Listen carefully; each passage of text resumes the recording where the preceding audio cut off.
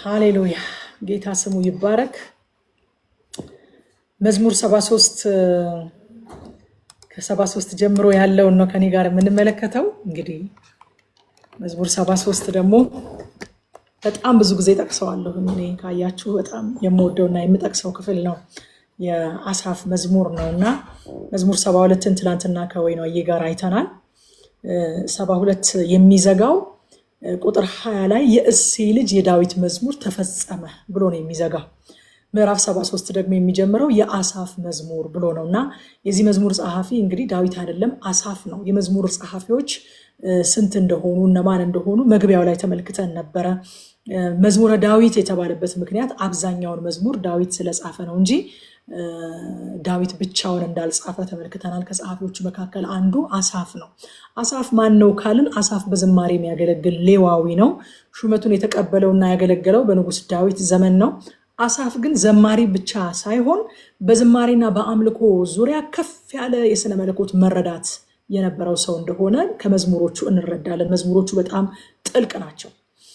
በታቦቱ ፊት አምልኮ የመራ ያገለገለ፣ የሙዚቃ መሳሪያም ጥሩ አድርጎ የሚጫወት የመዘምራን አለቃ እንደነበረ የአሳፍን ታሪክ ከመጽሐፍ ቅዱሳችን ማየት እንችላለን። አሳፍ እንግዲህ ይህን መዝሙር ብቻ ሳይሆን 12 መዝሙሮችን ነው የጻፈው። ከ150ዎቹ መዝሙሮች 12ቱን የጻፈልን አሳፍ ነው። መዝሙር 50 እና ከመዝሙር 73 እስከ 83 አሁን ከዛሬ ጀምረን የምናየው ማለት ነው እስከ 83 ድረስ ያሉት ዝማሬዎች በአሳፍ የተጻፉ ናቸው። ዝማሬዎቹ በብዛት ስለ ፍትህ፣ ስለ ሀገራዊ ቀውስ፣ ስለ መማለድ፣ ለሀገር ስለ መማለድ፣ ስለ ክፎች አቤቱታ ስለ ማቅረብ፣ ስለ እግዚአብሔር ኪዳን፣ ስለ እግዚአብሔር ታማኝነት የሚናገሩ ናቸው። የአሳፍ መዝሙሮች ከግላዊነት ይልቅ ብሔራዊነት ይታይባቸዋል። የአሳፍ መዝሙሮች አሳፍ በዝማሬ ይተነብይ ነበረ። ነብይ ተብሎ ተጠርቷል። ዝማሬ አያችሁ ትንቢትም አለበት ውስጡ። በትንቢት የሰራዊት ጌታ እግዚአብሔር እንዲላችኋል ብሎ ሳይሆን የሚተነበየው በመዝሙሩ ይተነብይ ነበረ። አሳፍ በመዝሙሩ እንደሚተነበይ ስንቶቻችሁ ታውቃላችሁ? አንድ የሰማሁትን ምስክርነት ልንገራችሁ እና ቶሎ ወደ ጥናታችን አልፋለሁ። ምስክርነት ትወዳላችሁ? ይቅርታ መጠየቅ አይጠበቅብኝም አይደለም? ምስክርነቱ ምን መሰላችሁ? ድሮ በደርግ ጊዜ በጣም አባቶቻችንን እነ ተስፋዬ ጋቢሶን የደርግ መንግስት እያሰራቸው በሚያንገላታቸው ሰዓት በቃ ሁለት ሆናችሁ አንድ ላይ ወደ ጸሎት ቤት መግባት አይቻልም። አንዱ ይገባና አንዱ ደግሞ ቆይቶ ነው እንደገና የሚገባው።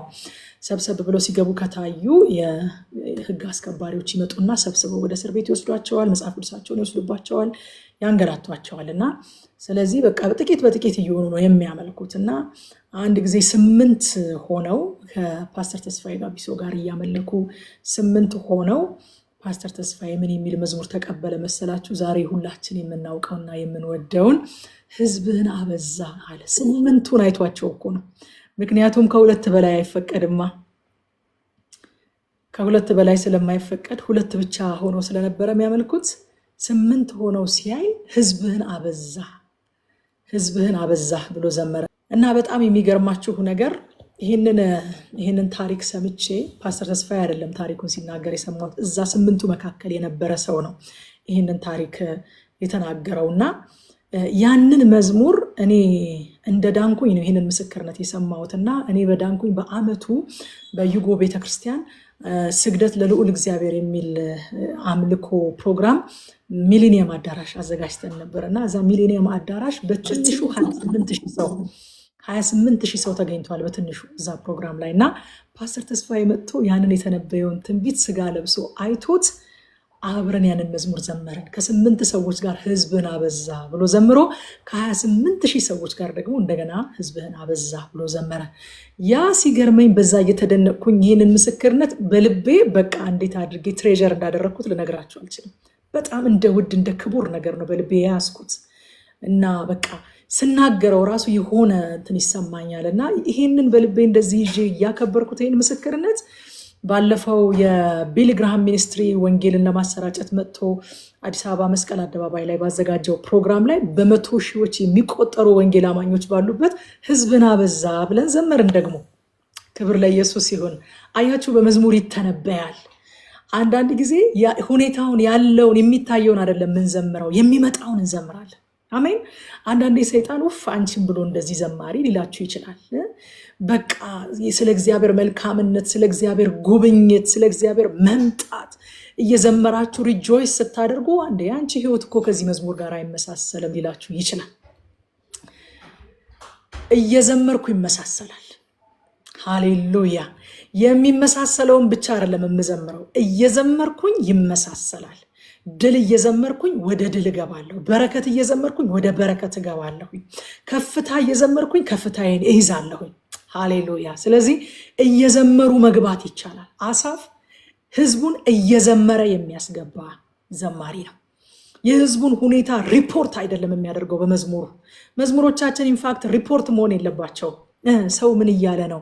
ይሄ የድሮ እነዚህ ታሪክ መጽሐፍትን ማንበብ ወድ ነበር እኔ እና እነዚህ የነገስታትን ታሪክ የእነ አፄ ቴዎድሮስን ምናምን ታሪክ ማንበብ ወድ ነበር እና ምን ይላሉ? እረኛ ምን አለ ይላሉ እነሱ። እረኛ ምን ብሎ ዘፈነ? ምን እያለ ነው? ምክንያቱም የህዝቡን ሮሮ፣ ህዝቡ ውስጥ ያለውን መከፋት፣ ህዝቡ ጋር ያለውን ለአመፅ የተዘጋጀ ማንነት ምናምን የእረኛ ዘፈን ውስጥ ስለሚያገኙት ለመጠንቀቅ እንዲረዳቸው ነገስታቱ እረኛ ምን አለ ብለው ይጠይቁ ነበረ። እኛ ግን መዝሙሮቻችን እንደዛ አይደሉም። ሁኔታ ምን አለ ብለን አንዘምርም። ሰው ምን አለ ብለን አንዘምርም። ዘመን ምን አለ ብለን አንዘምርም። እግዚአብሔር ምን አለ ብለን እንዘምራለን። ሃሌሉያ። በደረቅ ዘመን ልምላሜ ነው ካለን እግዚአብሔር ልምላሜ እንዘምራለን ማለት ነው። ለምንድን ነው በዚህ ሀሳብ የተወሰድኩት? ይሄ እኮ ገና መግቢያው ነው፣ ወደ መዝሙሩ አልገባንም። ግን መዝሙር ትንቢት ነው። ተንብዩ በዝማሪያችሁ ወዳጆቼ፣ ተንብዩ። ባይሄድም ካላችሁበት ሁኔታ ጋር ባይሰማችሁም ባይመስላችሁም ዘምሩት። ተንብዩ በዝማሪያችሁ። እየዘመርን እንገባለን፣ እየዘመርን እንበረታለን፣ እየዘመርን እንቀደሳለን፣ እየዘመርን እናገለግላለን፣ እየዘመርን እናሸንፋለን። ሃሌሉያ። እየዘመርን እንመሳሰላለን፣ ከመዝሙራችን ጋር እንመሳሰላለን። ጌታ ይመስገን። እና አሳፍ 12 መዝሙሮችን የጻፈልን የአሳፍ ትውልድ በጣም የሚገርማችሁ ነገር እሱ ብቻ ሳይሆን ትውልዶቹ በዝማሬ አገልግሎት ቀጥለዋል። ኢቭን ከምርኮ በኋላ አሳፍ እንግዲህ ከምርኮ በፊት በዳዊት ዘመን ነው ያገለገለው ብያችኋለሁ። ከምርኮ በኋላ ራሱ በዚህ አገልግሎት የእሱ ጀነሬሽን እንደቀጠለ መጽሐፍ ቅዱስ ያሳየናል። ዕዝራ ምዕራፍ 3 ቁጥር 10 ላይ ስናይ አናጢዎቹም የእግዚአብሔርን መቅደስ በመሰረቱ ጊዜ ከምርኮ መልስ ማለት ነው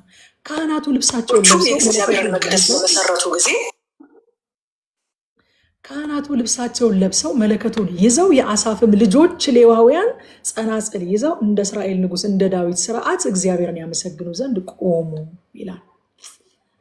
በቃ ይሄ ደግሞ የሁላችንም የልባችን ጩኸት ነው አይደል? በቃ የልጅ ልጆቻችን ኢየሱስን ያገልግሉት። የልጅ ልጆቻችን ትውልዳችን እግዚአብሔርን ያምልከው። ሃሌሉያ። ይህንን እያየው በቃ ልቤ በጣም ተጠማ። በእውነት እኛ ብቻ ሳይሆን ዘር ማንዘራችን የልጅ ልጆቻችን እግዚአብሔርን ያምልኩት ያገልግሉት አልኩኝ። በእውነት እኔ እንደዚህ በቃ እባርካችኋለሁ። ትውልዳችሁ እግዚአብሔርን ያገልግል። ወንድማችን ሳሚ እንደዘመረው ከእንግዲህ በኔ ዘር ከኔ በኋላ አይመለክም ካንተ ሌላ። ይሄ ትንቢት ሆኖ የያዛችሁ፣ ትንቢት ሆኖ ትውልዳችሁን የያዝ፣ ትንቢት ሆኖ ልጆቻችሁን የያዝ። ከእንግዲህ ከእናንተ ዘር ከእናንተ በኋላ ከኢየሱስ በቀር አይመለክም። ከኢየሱስ በቀር ለማንም አይታጠንም። ከኢየሱስ በቀር ለማንም አይሰገድም። ሃሌሉያ።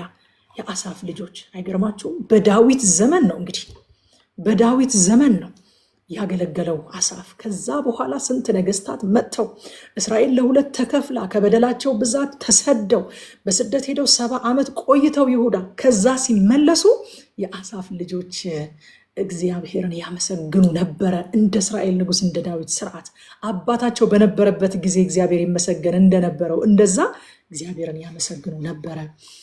አሳፍ በዝማሬዎቹ እውነተኛ ስሜቱን ይገልጣል እንጂ አያስመስልም። አሳፍንም እንደ ዳዊት ነው የምንወደው። በነገራችን ላይ ዝማሬዎቹን እያየን ስንመጣ አይገርማችሁ? አስመሳይ አይደለም፣ ግብዝ አይደለም። አሳፍ በዝማሬዎቹ ስሜቱን ይገልጣል፣ የተሰማውን ነገር ይገልጣል። እግዚአብሔር እንደው በእውነት ከዚህ ከመዝሙር መጽሐፍ ጥናት አንድ ነገር ብቻ ነው ማትረፍ የምትችሉት፣ እሱን ጠይቁኝ ቢለን እኔ የምጠይቀው ምን እንደሆነ ታውቃላችሁ? አስመሳይነት ከህይወታችን ላይ እንዲነሳ፣ እውነተኞች እንድንሆን ስንጸልይ በእግዚአብሔር ፊት እውነተኞች፣ ስንዘምር በእግዚአብሔር ፊት እውነተኞች፣ የእግዚአብሔርን ቃል ስናጠና በእግዚአብሔር ፊት እውነተኞች፣ ከቅዱሳን ጋር ስንኖር፣ ስናገለግል፣ ስንወጣ፣ ስንገባ እውነተኞች እንድንሆን እንደዚህ ካደረገን የመዝሙር መጽሐፍ በቃ የመጨረሻውን ትርፍ አትርፈናል። አንዱ ከአሳፍ የምናየው ነገር እሱ ነው። ሪል ነው፣ ጄኒውን ነው። አሳፍ ጄኒውን ነው። እኔ ጄኒውን ሰው በጣም ስለምወድ አሳፍ እንደዛ በጣም ወደዋለሁኝ። እውነተኛ ስሜቱን ነው የሚገልጠው። ሌላ አሳፍ ምንድነው ኳሊቲው ካላችሁ ስለ ራሱ ብቻ ሳይሆን ስለ ሀገር ግድ የሚለው ሰው ነው። አይገርማችሁም? ብዙ ጊዜ እንግዲህ በጣም የምወዳቸውና እንደ ሞዴል የማደርጋቸውን አገልጋዮች ደጋግሜ እጠራለሁኝ። ደጋግሜ መጥራቴንም ደግሞ አንደርስታንድ ታደርጉኛላችሁ ብዬ አምናለሁ። ምክንያቱም ማናችንም ብንሆን እንደ እንጉዳይ በአንድ ማታ ብቅል ብለን አላደርንም፣ ወይም ደግሞ ከሰማይ ዱብ አላልንም። እያንዳንዳቸው ያስተማሩን፣ የጸለዩልን፣ መንገድ ያሳዩን፣ ከንግግራቸው ጥበብ ያካፈሉን የአባቶቻችን የእናቶቻችን ፍሬ ነን። ስለዚህ እኔም ደግሞ የአባቶቼ ፍሬ ስለሆንኩኝ ቃለመጠይቅ ሳደርግላቸው፣ ቁጭ ብዬ ሲያወሩ ስሰማቸው፣ ሲያስተምሩ፣ ሲዘምሩ ከህይወታቸው የተማርኩትን ያንን ስለሆነ እኔ ደግሞ ዛሬ ለእናንተ ማገለግላችሁ ደግሜ አነሳቸዋለሁ አባቶቼ። እና ፓስተር ታምራት ኃይሌ አንድ ጊዜ ኢንተርቪው ሳደርገው ምን አለኝ? ዝማሬ ወደ ላይ ብቻ አይደለም አለ፣ ወደ ጎንም ነው።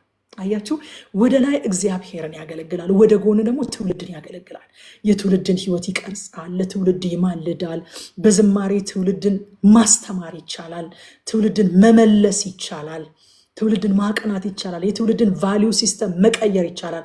አያችሁ፣ ዝማሬዎቻችን ቆርቆሮ የሚሉ ከሆነ ትውልዱን ከቆርቆሮ ኋላ የሚሮጥ ይሆናል።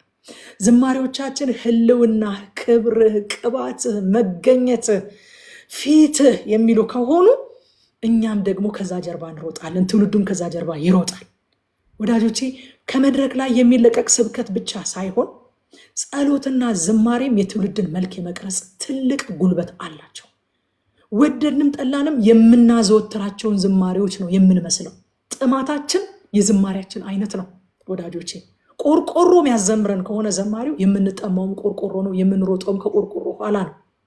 ስለ እግዚአብሔር ክብር፣ ስለ እግዚአብሔር ፊት እስኪ አስታውሱ፣ ያለውን ለውጥ አስታውሱት። በእውነት ያለውን ለውጥ እኔ በዚህ በ17 ዓመት ጊዜ ውስጥ የአማኞች ጸሎት፣ የወንጌል አማኞች ጸሎት፣ በተለይም ደግሞ የካሪዝማቲክ በእግዚአብሔር የጸጋ ስጦታዎች፣ በመንፈስ ቅዱስ የጸጋ ስጦታዎች የሚያምኑ የወንጌላውያን አማኞች ጸሎት እንዴት ሽፍት እያደረገ እንደመጣ ሳየው በጣም ይገርመኛል።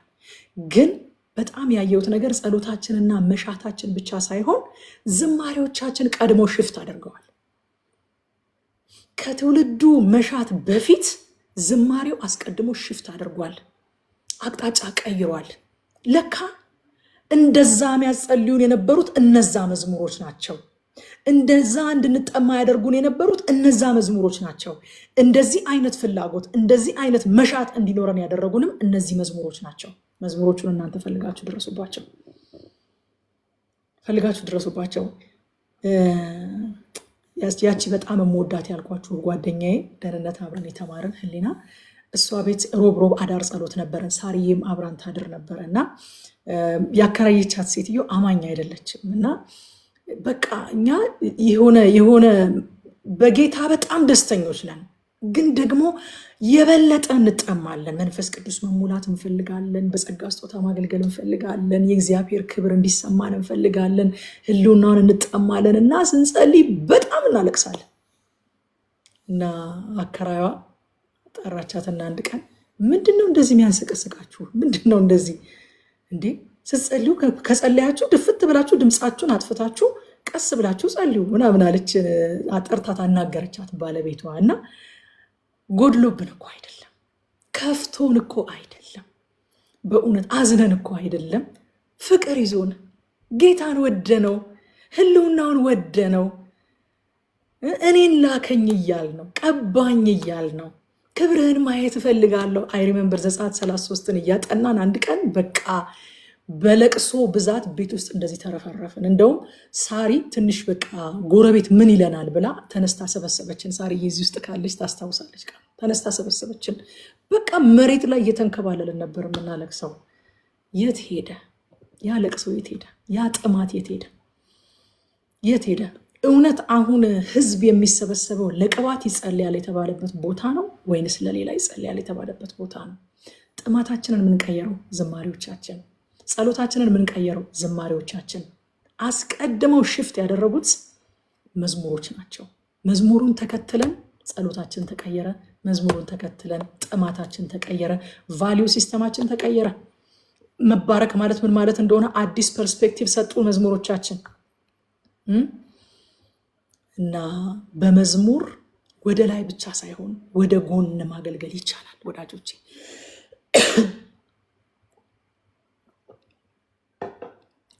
አይታችሁ ከሆነ የፓስተር ታምራት ኃይሌ መዝሙሮች ወደ ላይ ብቻ አይደሉም፣ ወደ ጎንም ትውልድን የሚያገለግሉ፣ ትውልድን የሚቀርጹ፣ ትውልድን የሚገስጹ፣ ስለ ትዳር መጽሐፍ ቅዱሳዊ ትዳር ምን መምሰል እንዳለበት፣ መጽሐፍ ቅዱሳዊ ባልንጀርነት ምን መምሰል እንዳለበት ይዘምራል ፓስተር።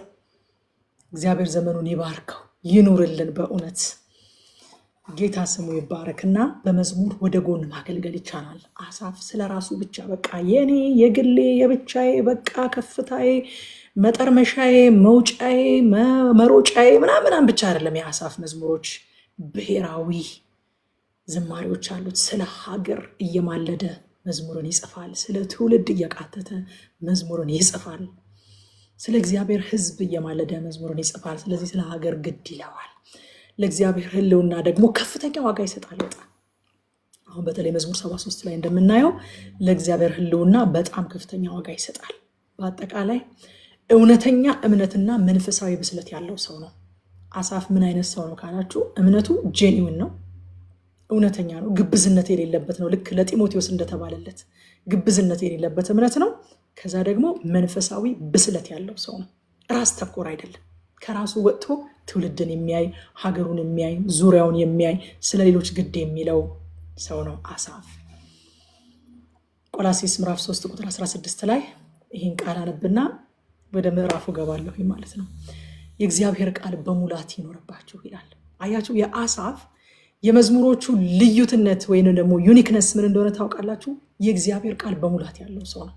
የእግዚአብሔር ቃል በሙላት ስላለበት ዝማሬዎቹን ሲጽፍ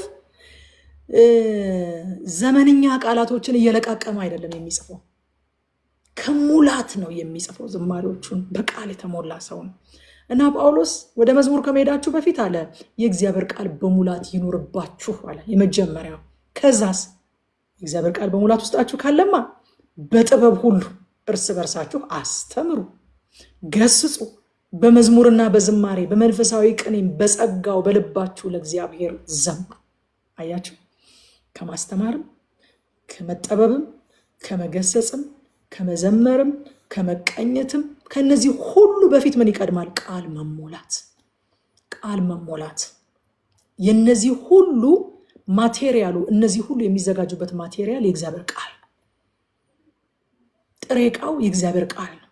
ጥሬ ዕቃው በውስጣችሁ ከሞላ ብትመክሩ፣ ብትሰብኩ፣ ብትገስጹ፣ ብትቀኙ፣ ብትዘምሩ ያምርላችኋል፣ ይሰምርላችኋል። ስለዚህ የእግዚአብሔር ቃል በሙላት ይኖርባችሁ። አሳፍ መጀመሪያ እንደነገርኳችሁ ዘማሪ ብቻ ሳይሆን የሥነ መለኮት እውቀት ያለው የእግዚአብሔርን ቃል የተሞላ ከሙላት ነው መዝሙሮችን የሚጽፈው አሳፍ። እዛ መዝሙር 73 ላይ ስንገባ የመዝሙር 73 ዋና ሀሳቡ ክፉዎች ለምን ይሳካላቸዋል የሚል ጥያቄ። ክፉዎች ለምን ይሳካላቸዋል? የምዕራፉ ዋና ጥያቄ። መጀመሪያ ቁጥር 1 ላይ ልባቸው ለቀና ለእስራኤል እግዚአብሔር እንዴት ቸር ነው ይላል። አያችሁ፣ ይሄ ጊዜ የማይሽረው መሰረት የሆነ እውነት ነው። አሳፍ በዚህ አይደራደርም። ልባቸው ለቀና ለእስራኤል እግዚአብሔር ቸር መሆኑን አይደራደርም። እንደውም በመደነቅ እንዴት ቸር ነው ብሎ ነው የሚያወራው። ራሱ በመደነቅ ነው፣ አይደራደርም በዚህ እውነት። ከዛ በኋላ ግን ይህንን እውነት በዙሪያው ካለው ሁኔታ ጋር ደግሞ ለማስታረቅ ይታገላል፣ ስትራግል ያደርጋል። ካያችሁት አንድ እውነት አውቃለሁ፣ እኔ አላዋቂ ሰው አይደለሁም፣ ተራ ሰው አይደለሁም፣ ካህን ነኝ። ልባቸው ለቀና ለእስራኤል እግዚአብሔር ቸር እንደሆነ እኮ አውቃለሁኝ። በዚህ እውነት እኮ አልደራደርም። ግን ዙሪያዬን ስመለከተው ደግሞ ለማስታረቅ በጣም ስትራግል አደርጋለሁ። ከቁጥር 2 እስከ 12 ድረስ ያለውን እውነት ስታዩት በአጠቃላይ የሚለው የክፉዎችን መከናወን አይቼ ልሰናከል ጥቂት ቀረኝ ይላቸዋል። አሳፍ የጻድቁን መከራ የክፉዎችን ተድላ አይቶ ልሰናከል ልቀና። ይሄ ልሰናከል ማለት ኃጢአት ላደርግ ሳይሆን በኃጢአት አይደለም የተፈተነው፣ ለመቀናት ነው የተፈተነው። ልቀና ጥቂት ቀረኝ፣ ልሰናከል ጥቂት ቀረኝ፣ ታድለው ልል ጥቂት ቀረኝ አለ። እንደዛ ሆናችሁ አታውቁ? እናንተ ከአሳፍ ይልቅ ብፁዓን ናችሁ። እንደዛ ሆናችሁ ማታውቁ ከሆነ የኃጢአተኞችን መከናወን፣ የኃጢአተኞችን ከፍታ፣ ነገራቸው ግጥምጥም ስክትክት ሲልላቸው አይታችሁ ታድላ ሚል ነገር መጥቶባቸው አያውቅም? ታድሎ አሳፍ እንደዛ አይነት ነገር መጣበት። እንደዛ ልል በልቤ በልብኮ ብሏል ኦልሬዲ በአፌ እንደዛ ልል ጥቂት ቀረኝ አለ። ጥቂት ቀረኝ። አሳፍ ብቻ አይደለም፣ ኤርሚያስ አንድ ጊዜ እንደዚህ ያለ ኤርሚያስ 12:1 ላይ አቤቱ ከአንተ ጋር በተሟገትኩ ጊዜ አንተ ጻድቅ ነህ፣ ነገር ግን ከአንተ ጋር ስለ ፍርድ ልናገር አለ። የኃጢአተኞች መንገድ ስለምን ይቃናል? በደልን ስለሚያደርጉ ሁሉ ስለምን ደህንነት ይሆናል? አያችሁ፣ ይሄ በመጽሐፍ ቅዱሳችን በጣም የብዙ ቅዱሳን ጥያቄ ነው፣ የእኛ ብቻ ጥያቄ አይደለም። ለምንድን ነው ኃጢአተኞች መንገድ የሚቃናላቸው? በደል የሚያደርጉ ስለምን ደህንነት ይሆንላቸዋል? ለምንድነው ሴፍ የሚሆኑት እነሱ ብሎ ይጠይቃል። ኢዮብን እናስታውሰዋለን። ኢዮብን ስናጠና ምዕራፍ 21 ሙሉን ሄዳችሁ ብታነቡት ይሄ ሀሳብ ነው ያለው። እኔ ግን ከ7 እስከ 15 ድረስ ያለውን ፈጠን ብዬ ላንብብላችሁ። ኢዮብ እንደዚህ ያለ፣ ስለምን ኃጢአተኞች በህይወት ይኖራሉ? ስለምንስ ያረጃሉ?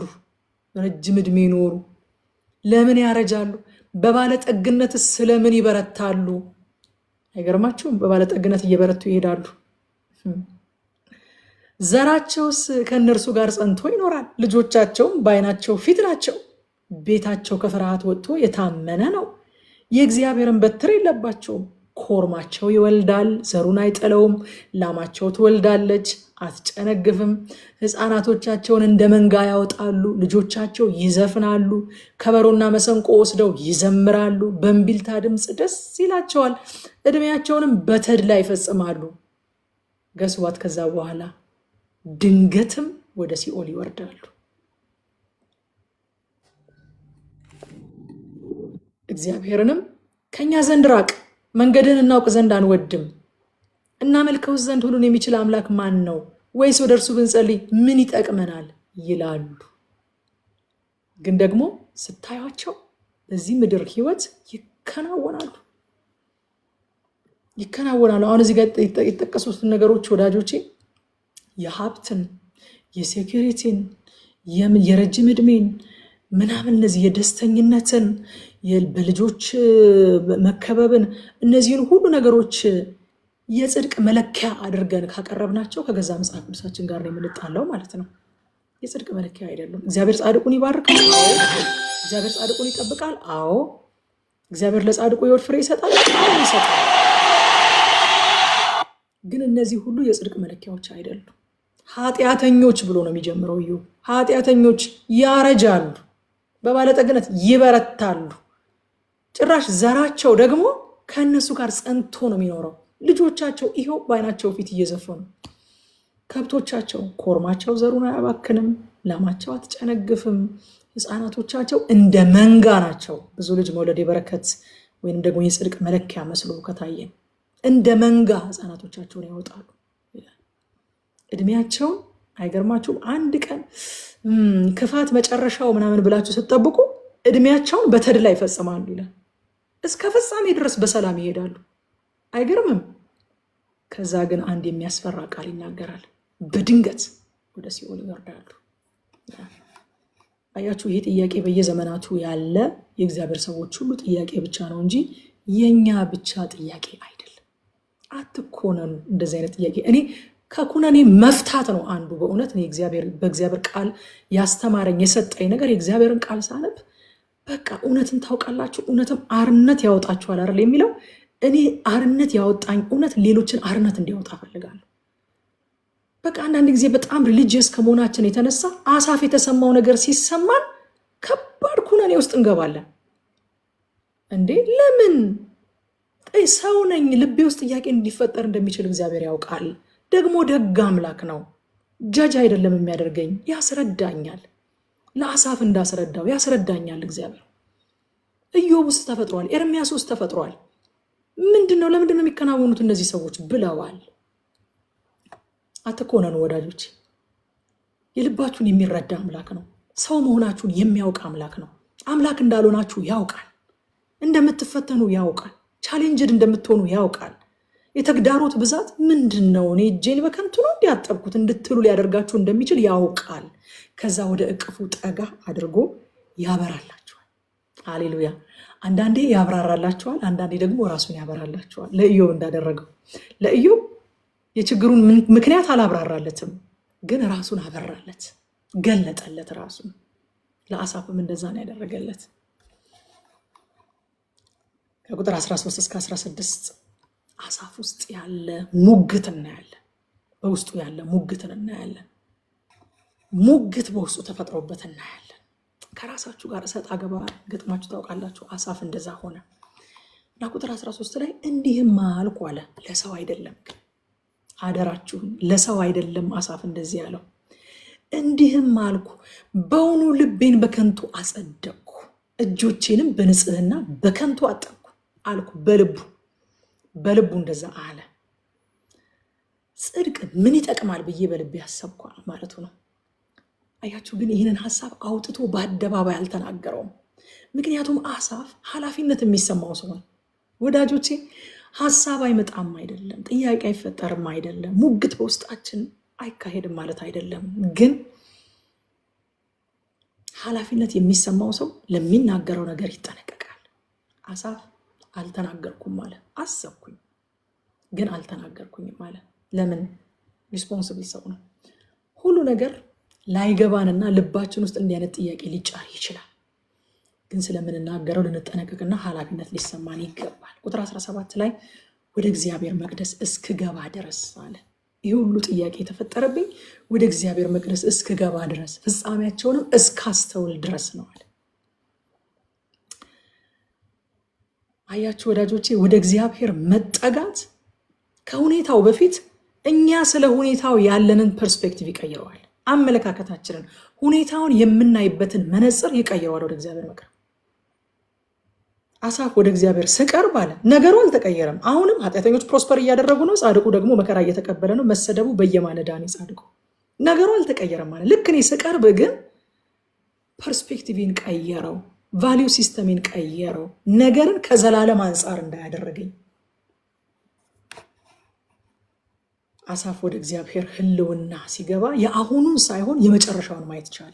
አያችሁ፣ ወደ እግዚአብሔር ህልውና ስንገባ ነገሩ እኮ አይቀየርም፣ የኛ እይታ ግን ይቀየራል። ነገርን ከፍጻሜ አየው፣ ከዘላለም አንጻር አየው ማለት ነው። ከዛ ከቁጥር 18 እስከ 20 የክፉዎች ዕጣ ፈንታ ምን እንደሆነ ያየውን ነገር ይናገራል ማለት ነው። ነገር የቀለላቸው ለካ በድጥ ላይ የተንሸራተቱ ስለሆነ ነው። ለካ ቁልቁለት እየወረዱ ስለሆነ ነው። ቁልቁለት የሚወርዱ ሰው ኤፈርት ሲያደርግ አይታችሁ ታውቃላችሁ? ሲታገል አይታችሁ ታውቃላችሁ? ጥረት ሲያደርግ አይታችሁ ታውቃላችሁ? አይጥርም። ለምን? ቁልቁለት ነው እየወረደ ያለው። ኤፈርት የሚያደርገው ዳገት እየወጣ ያለ ሰው ነው። አንድ ጊዜ ነግራችኋለሁ። እኛ አይደለ ክርስትናን በስዕል የማስቀመጥ ውድድር ተደርጎ ያሸነፈው ስዕል አንዲት ትንሽ አሳ በጣም እየተንደረደረ በሚወርድ ውሃ ላይ ወደ ላይ እየዋኘች የሳለ ሰው አሸነፈ። ለምን ከተባለ ክርስትና እንደዛ ነው። በትልቁ መንገድ አይደለም የምንሄደው እኛ፣ በሰፊው መንገድ አይደለም የምንሄደው እኛ፣ ቁልቁለት አይደለም የምንወርደው፣ በድጥ ላይ አይደለም የምንሸራተተው። ወደ ጽዮን ነው እየሄድን ያለ ነው። ወደ ላይኛይቱ ኢየሩሳሌም ነው እየተጓዝን ያለ ነው። የከፍታውን መንገድ ነው የመረጥ ነው። ጠባቧን መንገድ ነው የመረጥ ነው። አሳፍ ለካ በጠባቧ መንገድ ስለገባው ነው፣ ፍጻሜዋ ወደሚያምረው ወደ ጠባቧ መንገድ ስለገባው ነው። ለካ እኔ ነገር የከበደብኝ። ለካ እነሱ በሰፊው መንገድ ገብተው ነው የማይጋፉት፣ ዘና ብለው የሚሄዱት። አያችሁ፣ ወደ እግዚአብሔር መጠጋት አይናችንን ከመንገዱ ላይ አንስተን መዳረሻው ላይ እንድናደርግ ያደርገናል። ዴስቲኒያችንን እንድናይ ያደርገናል። ዴስቲኒያችንን እና ዛሬ የተደገፉበት ጽኑ የሚመስል ሀብታቸው ለካ ጠፊ ነው አለ። ምን ሀብታቸው ብቻ፣ እነሱ ራሳቸው በድንገት ይጠፋሉ አለ። አያችሁ፣ ዘላለምን ወይንም ፍጻሜን ማየት በሚያልፍ ነገር ከመቅናት ያወጣናል። ቅናት ተሰምቷቸዋል? እግዚአብሔር ሆይ እስኪ ዘላለምን አብራራልኝ በሉት። ዘላለምን ግለጥልኝ፣ አልገባኝም፣ እየሆነ ያለው ነገር አልገባኝም። ስለዚህ እስኪ ከዘላለም አንጻር እንዳየው እርዳኝ በሉት። እዛ ከቁጥር 21 እስከ 22 ምሬት ቅንዓትና መንፈሳዊ እውርነትን እንዳመጣበት እንደ እንስሳ በሚያየው ነገር ብቻ እንደተመራ ይናዘዛል። አያችሁ፣ ማጉረምረም ማማረር ምን ያመጣል መሰላችሁ? ቅናት ያመጣል። ከዛ ደግሞ መንፈሳዊ እውርነትን ያመጣል። ለመንፈሳዊ ነገር መታወር፣ ለዘላለም ነገር መታወር፣ የጊዜው ነገር ላይ ትኩረት ማድረግ ያመጣብናል። ከዛ እንደ እንስሳ በማየው ነገር ብቻ ተመራሁኝ ብሎ በእግዚአብሔር ፊት ይናዘዛል። ቁጥር 23 እስከ 26 ወደ እግዚአብሔር የመቅረብን ክቡርነት ይናገራል። እኔ መዝሙር አለኝ እዚህ መዝሙር 73 ላይ በነገራችን ላይ ሲዲ ላይ መዝሙር አለኝ፣ ወደ እግዚአብሔር መቅረብ ይሻለኛል። የሲዲ ታይትሉ ራሱ እሱ ነበረ።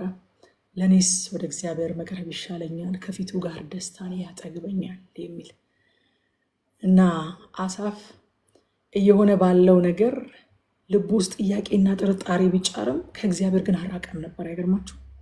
እዛው ነው የሚጠይቀው። እዛው ሆናችሁ ጠይቁ እህቶቼና ወንድሞቼ፣ አደራ የምላችሁ ነገር እዛው ሆናችሁ ጠይቁ። እዛው በቃ ባለፈው ብለናል አይደለ? ኢየሱስ መዘመሪያችን፣ መሳቂያችን፣ ማመስገኛችን ብቻ ሳይሆን ቦኪማችን ነው ብለናል እኮ አይደል? ቦኪሜ ነህ ኢየሱስ የሚለውን መዝሙር እንደውም አነሳን። ማልቀሻችንም ነው። የት ይለቀሳል? የት ይለቀሳል? ኢየሱስ እግር ላይ ይለቀሳል። የት ይጠየቃል? ጥያቄ ሲገባብን ልባችን ውስጥ ሲከብድብን የት ይኬዳል? እግሩ ስር ቁጭ ብለን ነው የምንጠይቀው። ምንድን ነው ጌታ ሆይ እንለዋለን። እዛው ሆናችሁ ጠይቁ። አሳፍ እዛው ሆኖ ነው የሚጠይቀው። ከእግዚአብሔር አራቀ፣ እግዚአብሔርም ፈጽሞ አልተወውም። እዛ ቁጥር 25 ላይ በሰማይ ካንተ በቀር ማን አለኝ፣ በምድርም ካንተ ሌላ የምሻው የለኝም ይላል አዲሱ መደበኛ ትርጉም ላይ። በሰማይ ያለህኝ በምድርም ዋና መሻቴ አንተው ነህ ወደሚል አመለካከት መጣ ማለት ነው። እዛ ከቁጥር 26 እስከ 28 ድረስ በአዲሱ መደበኛ ትርጉም ላንብበው። ስጋይና ልቤ ሊደክሙ ይችላሉ አለ፣ እግዚአብሔር ግን የልቤ ብርታት የዘላለም እድል ፈንታዬ ነው።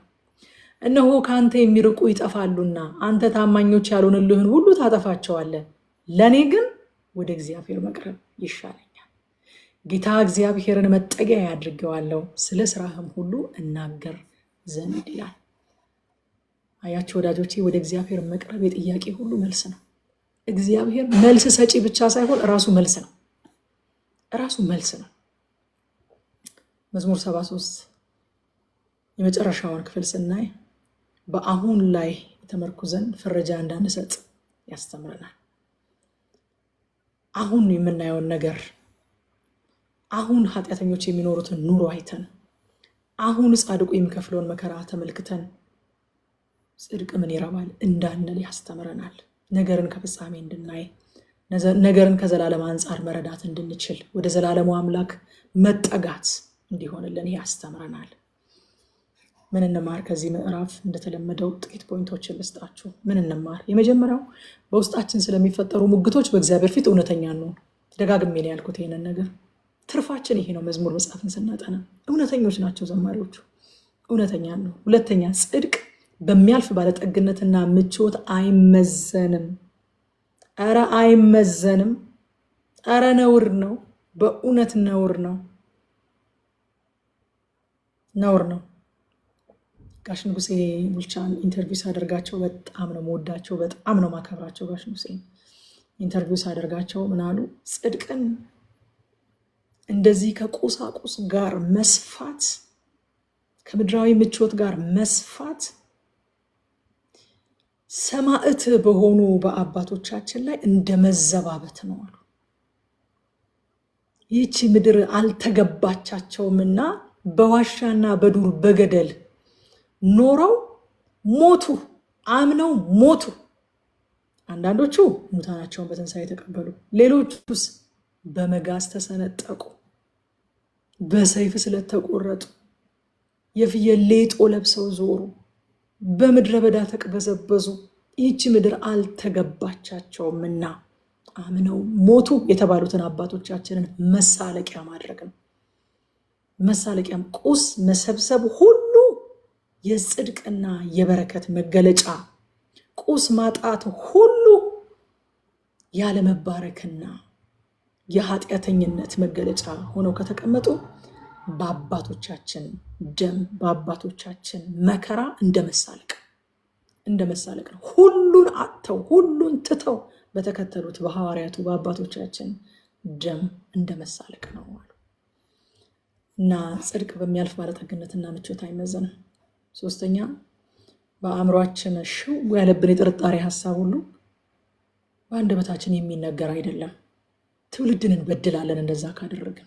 አይነገርም። አንድ ሰው እንደዚህ ያለ ሌት ኢት ዳይ አንቦርን አለ። በቃ ሳይወለድ እንዲሞት አድርገው አጨናግፈው። የሚወለደው ወጥቶ ፍሬ የሚያፈራው ከተናገርከው ነው። ስለዚህ ሌት ኢት ዳይ አንቦርን። እንደዚህ አይነት ሙግት ሲገጥማችሁ፣ እንደዚህ አይነት ጥርጣሬ ሲገጥማችሁ ወደ ትውልድ ይህንን ከማጋባታችሁ በፊት እስኪ ወደ እግዚአብሔር መቅደስ እስከገባ ድረስ ነው እኮ አለ። ይሄ ግራ መጋባት ወደ እግዚአብሔር ህልውና እስክትገቡ ድረስ ብቻ ነው። ወደ ህልውናው ግቡና እግዚአብሔር ይፈታላችኋል። ሌላው በህልውናው ውስጥ ሆኖ እግዚአብሔርን ማምለክ ዘላለማዊ እይታችንን ይመልሰዋል። የመጨረሻው የጽድቅ የመጨረሻ ሽልማቱ ራሱ እግዚአብሔር ነው። አሳፍን ከንቱ አይደለም አለው። የእጅህ ንጽህና ከንቱ አይደለም፣ ልብህን ንጹህ ማድረግህ ከንቱ አይደለም፣ ሽልማት አለኝ አለው። ምንድነው እግዚአብሔር ሲለው ራሴ ያለ አስጠጋው፣ አቀፈው፣ ወደ ህልውናው አስገባው። የመጨረሻው ሽልማታችን ራሱ እግዚአብሔር ነው።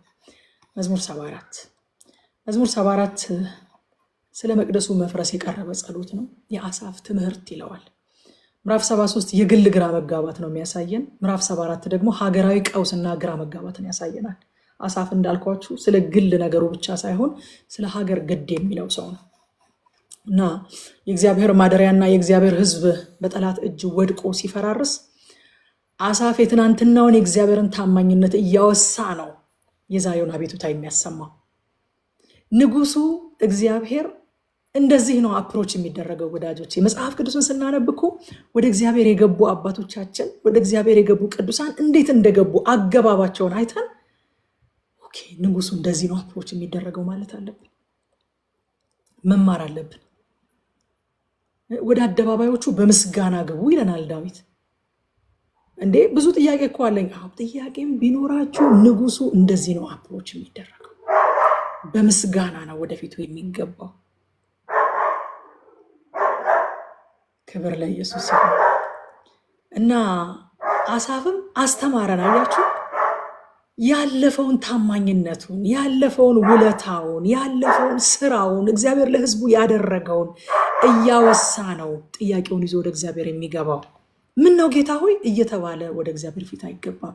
ንጉስ እንደዛ አፕሮች አይደረግም። በምስጋና ውለታውን በመንገር እግዚአብሔር እኮ ከፊት ያለውን ጠላት ድል ለመንሳት ከኋላ ያለውን ያደረግኩላችሁን አውሩ ብሎ ራሱ ማዟል። በነገራችን ላይ ከቅዱሳን ብቻ አይደለም እኮ የምንማረው፣ ራሱ እግዚአብሔርን በቃሉ ተናግሯል። ልክ ጠላት ከፊታቸው ሲመጣ እግዚአብሔር ምን እናድርግ ሲሉት ልክ ጥሩ የጦር መሳሪያ የሰጣቸው ይመስል መዘምራኑን ልብስ አልብሱልኝ፣ መዝሙር ይዘምሩልኝ ይላል። ምን ብለው ይዘምሩ? ጌታ አድነን ብለው ይዘምሩ? አይ አይደለም። ምን ብለው ይዘምሩ? ፈረሱንና ፈረሰኛውን በባህር የጣለ ህዝቡን በደረቅ ያሻገረ እያላችሁ የትናንትና ውለታይን እያነሳሳችሁ የምስጋና መዝሙር ዘምሩልኝ ይላል። አያችሁ ንጉስ አፕሮች የሚደረገው በምስጋና ነው። ትናንትና ያደረገውን መልካም ነገር በመናገር ነው። ራሱ እንደዚህ አፕሮች አድርጎኛል፣ በቃ የዛሬ ማዳኔን ይጠራል። ይሄ የትናንትና ክብሬን፣ የትናንትና ስራዬን ስትናገሩ ስታመሰግኑኝ ማዳኔን የማሳይበት መንገድ በዚያ አለ። ሃሌሉያ።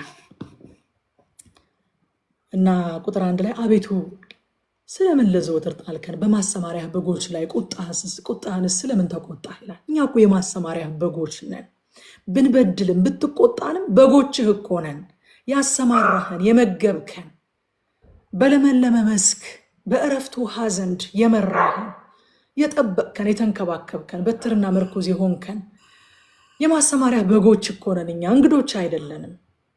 ማዳንህን የምናውቅ፣ እጅህን የምናውቅ፣ ጥበቃህን የምናውቅ እኮ ነን እኛ። ለምን ተውከን? ለምን ተቆጣህን? ብሎ የእሱ መሆናቸውን በመናገር ይጀምራል። ይሄ ክፍል የሚናገረው እንግዲህ በባቢሎናውያን በቤተ መቅደሱና በእግዚአብሔር ሕዝብ ላይ የደረሰውን ጉዳትና ውርደት ነው እያነሳ የሚናገረው።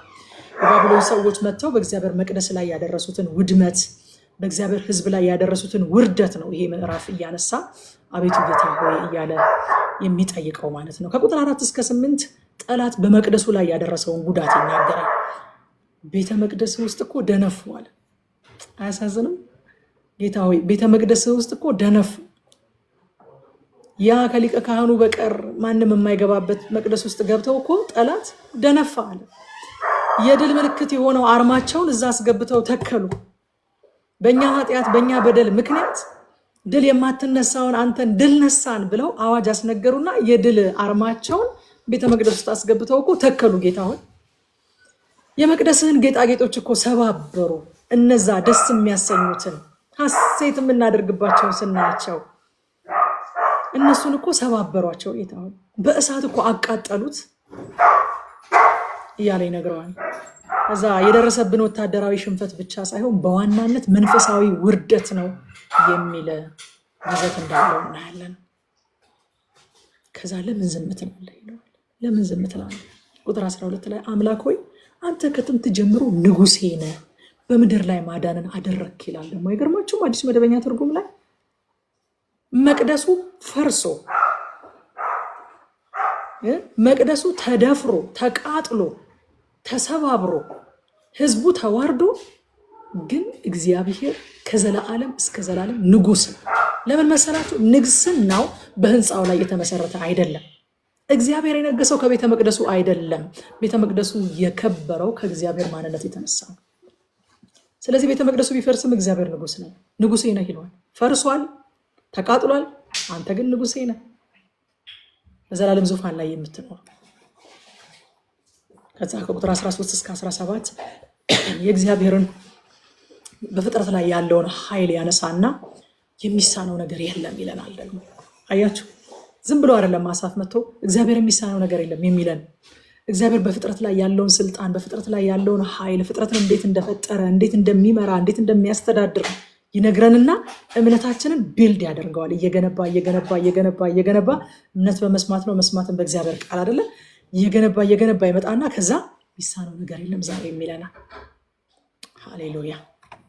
ቁጥር 14ን ስናየው አንተም የዘንዶውን ራሶች ቀጠቀጥክ፣ ለኢትዮጵያ ሰዎችን ምግባቸውን ሰጠሃቸው ይላል። እዚህ ክፍል ላይ አንዳንድ ክላሪቲዎች የሚፈልጉ ክፍሎች አሉ እና ለኢትዮጵያ ሰዎች የሚለው ቃል በሁሉም ሌሎች ትርጉሞች ላይ በበረሃ ለሚኖሩ ፍጥረታት ምግባቸውን ሰጠሃቸው ነው የሚለው። በበረሃ ለሚኖሩ ፍጥረታት አዲሱ መደበኛ ትርጉም ብታዩት በበረሃ ለሚኖሩ ፍጥረታት ነው የሚለው። አዲስ ትርጉምን ብታዩ በበረሃ ለሚኖሩ ፍጥረታት ነው የሚለው። በእንግሊሽ ትርጉሞችን በሙሉ ሄዳችሁ ብታዩቸው ከ10 በላይ እንግሊዝኛ ትርጉሞችን አይቻችኋለሁኝ። ሁሉም የሚሉት ዴዘርት ላይ ለሚኖር ክሪቸር፣ በበረሃ ለሚኖር ፍጥረት ለነሱ መብልን ሰጠሃቸው፣ ምግብን ሰጠሃቸው ነው የሚለው። ስለዚህ ቁጥር 14 ላይ ስንመጣ ደግሞ የሌዋታንን ራሶች አደቀክ፣ በምድረ በዳ ፍጥረታትን ምግብ አድርገህ ሰጠሃቸው። አዲሱ መደበኛ ትርጉም የሌዋታንን ራስ አደቀክ ይልና ለምድረ በዳ ፍጥረታትም ምግብ አድርገህ ሰጠሃቸው ይላል። ስለዚህ ክፍሉ የእግዚአብሔር ኃይል ጥፋትን ወደ ፕሮቪዥን፣ ወደ አቅራቦት ሊቀይር እንደሚችል ነው በዋናነት የሚያሳየን። ከኛ ጋር ከኢትዮጵያ ከምትባል ሀገር ጋር ያለውን ተያያዥነት ሳይሆን ከዚህ ክፍል ላይ የምንረዳው ሌዋታንን ቀጠቀጥከውና በበረሃ ለሚኖሩ ፍጥረታት መብል አድርገህ ሰጠሃቸው፣ አጥፊውን ወደ ፕሮቪዥንነት ቀየርከው። ይህንን ማድረግ ትችላለህ፣ የሚሳነህ የለም የሚል ዋና ሀሳብ ነው የምናገኝበት። ከዛ በኋላ ከቁጥር 18 እስከ 23 ኪዳንህን አስብ ይላል። ኢትዮጵያ የሚለው በመውጣቱ ቅር ያላችሁ ካላችሁ እንግዲህ ምህረት አድርጉልኝ። ክፍሉ በዚህ ሁሉ የመጽሐፍ ቅዱስ ቨርዥን የሚናገረው በበረሃ ለሚኖሩ ነው የሚለው፣ ግን በራሱ እሱ ላይ ባለው መገለጥም መጽናናት ይቻላል። በላተኛውን ወደ መብል የሚቀይር አምላክ አይደለ? በሰውም ሰውም ህይወት አይተናል ስናጠና። ስለዚህ ሌዋታንን ወደ ምግብነት የሚቀይር አምላክ ነው እግዚአብሔር።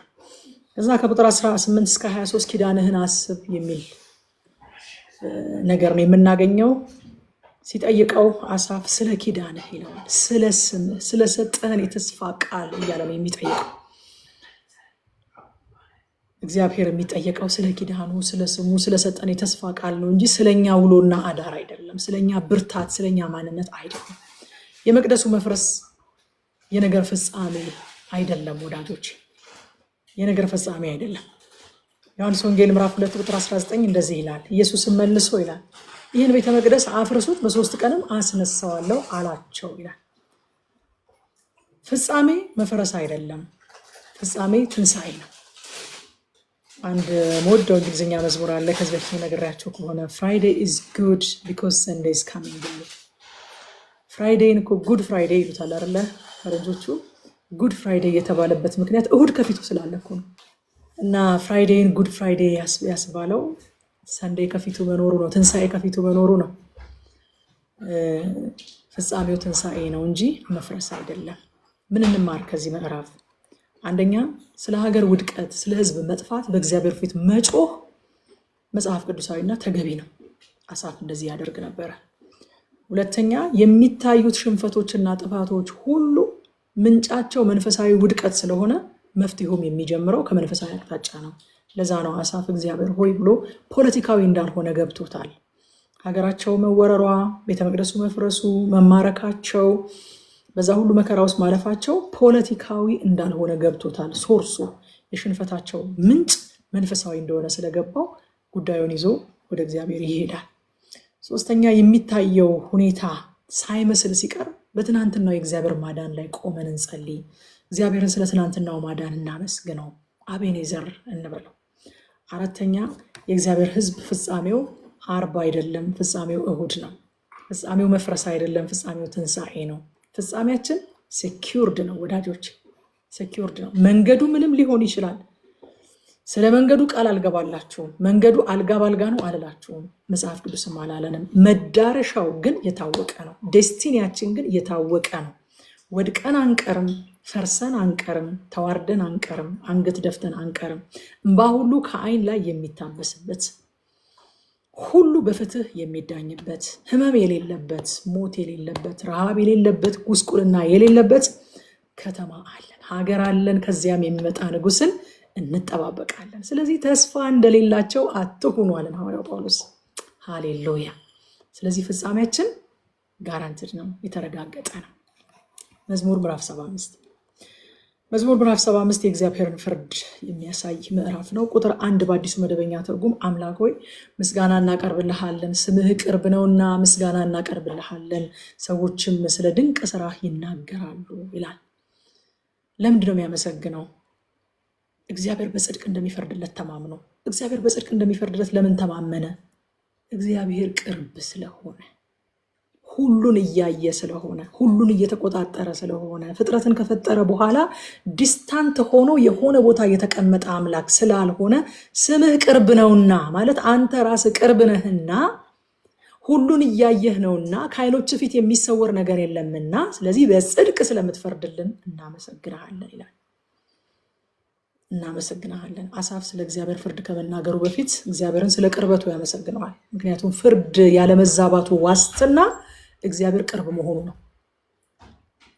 ቅርብ መሆኑ ነው እግዚአብሔር። ከቁጥር 2 እስከ 3 እግዚአብሔር ፈራጅ ብቻ ሳይሆን የሚፈርድበትንም ቀን የሚቀጥር ሉዓላዊ አምላክ መሆኑን ይናገራል። እንደዚህ ይላል ቁጥር 2 ላይ። የቀድሞ ትርጉም ትንሽ ቬግ ነው። አዲስ መደበኛ ትርጉም ቁጥር 2 ላይ አንተም እንዲህ አልክ ይላል፣ ለይቼ በወሰንኳት ሰዓት በቀን የምፈርድ እኔ ነኝ። በቀን ይፈርዳል፣ ደግሞ በቀጠረው ሰዓት ይፈርዳል። እኛ ባልነው ሰዓት አይመጣም የእግዚአብሔር ፍርድ ወዳጆቼ። የሚፈርድበትን ቀን አንሰጠውም፣ ሰዓት አንቀጥርለትም ለእግዚአብሔር። በቀን ፈራጅ ነው፣ ደግሞም የሚፈርድበትን ሰዓት የሚቀጥር ሉዓላዊ አምላክ ነው። እስከ መቼ ልንል እንችላለን እኛ፣ ግን ቀኑን ልናርቀውም ልናቀርበውም አንችልም። እግዚአብሔር በቀጠርኩት ሰዓት የምፈርድ ነኝ ይላል። ሐዋርያ ሥራ ምዕራፍ 17 ቁጥር 31 እንደዚህ ይላል፣ ቀን ቀጥሯልና በዚያም ቀን ባዘጋጀው ሰው እጅ በዓለሙ ላይ በጽድቅ ሊፈርድ አለው። ስለዚህም እርሱን ከሙታን በማስነሳቱ ሁሉን አረጋግጧል ይላል። አንድ ጊዜ ስለ አንድ ሰው በጣም አስከፊ ነገር ሰማንና ስለሚያደርጋቸው ነገሮች በጣም አስከፊ ነገር ሰማን፣ ጆሮን ጭው የሚያደርግ ነገርና ነገሩ ሲነገር ከነበር ነው ሰዎች መካከል አንዱ ወዳጃችን ምን አለ? አሁንስ እንደው የእግዚአብሔር ምሕረት በዛ አለ። ትዕግስቱ በዛ አሁንስ አለ። እኛ እንደዛ ልንል እንችላለን። እግዚአብሔር ግን በቀጠረው ቀን የሚፈርደው። ስለዚህ ፍርድን ብቻ ሳይሆን ጊዜውንም እሱን ተማምነን እንተውለት፣ ታይሚንጉንም ለእሱ አምነን እንተውለት። በትክክለኛው ጊዜ እንደምትፈርድ አውቃለሁ እንበለው ማለት በቅን እንደምትፈርድ ብቻ ሳይሆን በትክክለኛው ጊዜ እንደምትፈርድ አውቃለሁ ብለን ለታይሚንጉም እግዚአብሔርን እንመነው። የእግዚአብሔር ፍርድ በዘፈቀደ ወይንም በስሜታዊነት የሚደረግ አይደለም። እግዚአብሔር ትዕግስቱ እልቅ ብሎበት እንዲህ ናትና አሁንስ አበዙት ብሎ የሚፈርድ እንደ ሰው ያለ አምላክ አይደለም። በቀጠረው ቀን ነው። ነገርን እኮ ከማድረጋችን በፊት እንደምናደርገው አስቀድሞ ያውቃል። በነገራችን ላይ ከመበደላችን በፊት እንደምንበድል ያውቃል እኮ እግዚአብሔር። እንደኛ እንደው በቃ ቱግ ብው ምናምን ብሎ እኮ የሚፈርድ አምላክ አይደለም። አዲስ እውቀት እኮ አንሰጠውም። ጴጥሮስ እንደሚክደው አውቆ አይደል እንደ ጌታ ኢየሱስ ክርስቶስ በተመለስክ ጊዜ ያለው እንደሚክደው አይደለም እንደሚመለስም ያውቃል። ስለዚህ እሱን ሰርፕራይዝ አናደርገውም። እግዚአብሔር በስሜታዊነት አይፈርድም፣ በዘፈቀደም አይፈርድም። በቀጠሮ ነው የሚፈርደው። በቀጠሮ ነው። እንመነው፣ ለታይሚንጉም እንመነው። የዘገየ ሲመስለን እንደ ዕንባቆም እንመነውና አንተ ብትዘገይም አትዘገይም እንበለው። ከቁጥር 4 እስከ 5 ትዕቢተኞችን ሲያስጠነቅቅ እናየዋለን። እግዚአብሔር ከፍርድ በፊት ያስጠነቅቃል ወዳጆች። ምክንያቱም እሱ የሟቹን ሞት አልወድም ብሏል። ሁሉ ተመልሶ በሕይወት እንዲኖር ስለሚፈልግ ከፍርድ በፊት እግዚአብሔር ያስጠነቅቃል። እንደው ሳናስበው ደርሶ እሰይ ይሄው ያስኩሽ እጅ ከፍንጅ ብሎ የሚቀጣ አምላክ አይደለም። የሆነ ነገር ባጠፋችና እንደው በያስኳት የሚል አምላክ አይደለም። ያስጠነቅቃል። ታስታውሳላችሁ አይደል? ዜና መጽሐፍን ስናነብ በመዝጊያው ላይ ያገኘነው ክፍል በጣም እኔ ልቤን ነክቶ የነበረ ሳካፍል ራሱ እግዚአብሔር አለ ማልዶ በየዕለቱ ማልዶ ነቢያቶቹን ይልክባቸው ነበረ፣ እነሱ ግን አልሰሙትም ይላል። ካኒው ማጅን በየማለዳው እግዚአብሔር እንደ ሰው በየማለዳው በቃ ይሄ እርቅ የፈለገ ሰላም የፈለገ ሁሉ ደህና እንዲሆን ሪሌሽንሺፕ እንዲታደስ የፈለገ አባትን አታዩትም? እዛ ጋር እየማለደ በየነቢያቱ ኧረ ተው፣ ኧረ ተመለሱ፣ ኧረ እንደዚህ ሊያደርጓቸው ነው እያለ እየማለደ በየማለዳው እየተነሳ ነቢያቶችን ይልክባቸው ነበረ። እነሱ ግን ድምፁን ችላ አሉ፣ መልእክቱንም አልተቀበሉም። ስለዚህ ወደ ባቢሎንና ወደ አሶር ተሰደዱ። እግዚአብሔር ከፍርድ በፊት ያስጠነቅቃል። የሟቹን ሞት አይወድም። እስከ መጨረሻ ድረስ እድል ይሰጣል እግዚአብሔር። ቁጥር 6 እስከ 7 ክብር ከእግዚአብሔር ነው ይለናል። እንግሊዝኛው ፕሮሞሽን ከእግዚአብሔር ነው የሚመጣው ይለናል። ዳንኤል 2:21 ላይ ዳንኤል እንደዚህ ያለ ጊዜና ወቅትን ይለውጣል አለ። አዲሱ መደበኛ ትርጉም ላይ ጊዜና ወቅትን ይለውጣል፣ ነገስታትን በዙፋን ያስቀምጣል፣ ደግሞም ያወርዳቸዋል፣ ጥበብን ለጠቢባን እውቀትንም ለሚያስተውሉ ይሰጣል። ወዳጆቼ በዙፋን የሚያስቀምጥም ከዙፋን የሚያወርድም እግዚአብሔር እንደሆነ መጽሐፍ ቅዱስ የተናገረውን አይደለም። ፕሮሞት የሚያደርግ እግዚአብሔር ነው፣ የሚያወርድም እግዚአብሔር ነው። የሚያከብር እግዚአብሔር ነው፣ የሚያዋርድ እግዚአብሔር ነው። በስልጣን ወንበር የሚያስቀምጥ እግዚአብሔር ነው፣ ከስልጣን ወንበር የሚያወርድ እግዚአብሔር ነው። ሐዋርያው ጳውሎስም በሮሜ ምዕራፍ 13 ላይ እንደሚናገረን ስልጣን ከላይ ካልተሰጠ በስተቀር ማንም ሊያገኘው የሚችለው ነገር እንዳልሆነ ይነግረናል። ፕሮሞሽን ከእግዚአብሔር ዘንድ ነው አለ። ነገስታትን እንደው መጽሐፍ ቅዱሳችን እንደሚያስተምረን እግዚአብሔር ሕዝብን ሲወድ እግዚአብሔር ሕዝብ ከሱ ጋር ባለው ሪሌሽንሽፕ ሲደሰት ጻድቁ ወደ ዙፋን እንዲመጣ ያደርጋል። ጻድቃን በገዥነት ወንበር ላይ እንዲቀመጡ ያደርጋል። ሕዝብ ሲበድል ደግሞ እግዚአብሔር ክፉዎች በገዥነት ወንበር ላይ እንዲቀመጡ ይፈቅዳል። ዞሮ ዞሮ ግን እግዚአብሔር ሳይፈቅድለት እዛ ወንበር ላይ የሚቀመጥ ሰው የለም። እዛ ወንበር ላይ ተቀምጦ ሰው ከከፋብን እግዚአብሔር ሆይ ምን በድለን ነው ምሕረት አድርግልንና ጻድቃን በስልጣን ወንበር ላይ ይቀመጡ ነው ማለት ያለብን እንጂ እግዚአብሔር ሳይፈቅድለት የስልጣን ወንበር ላይ ወጥቶ የሚቀመጥ እግዚአብሔር ሳይፈቅድለት ፕሮሞትድ የሚሆን ሰው የለም። ክብር ከስፍራ የተነሳ የሚገኝ ነገር አይደለም። ከምስራቅ፣ ከምዕራብ፣ ከምድረ በዳ የሚመጣ አይደለም። ከእግዚአብሔር ዘንድ የሚሰጥ ይለናል ይሄ ክፍል። ቁጥር 8 ላይ አዲሱ መደበኛ ትርጉም እንዲህ ይላል፣ በእግዚአብሔር እጅ ጽዋ አለ፣ በሚገባ የተቀመመና አረፋ የሚወጣው የወይን ጠጅ ሞልቶበታል። ይሄ በጣም ስለ መልካም የወይን ጠጅ አይደለም የሚያወራው፣ ስለ ቅጣት ነው የሚያወራው ይሄ ክፍል።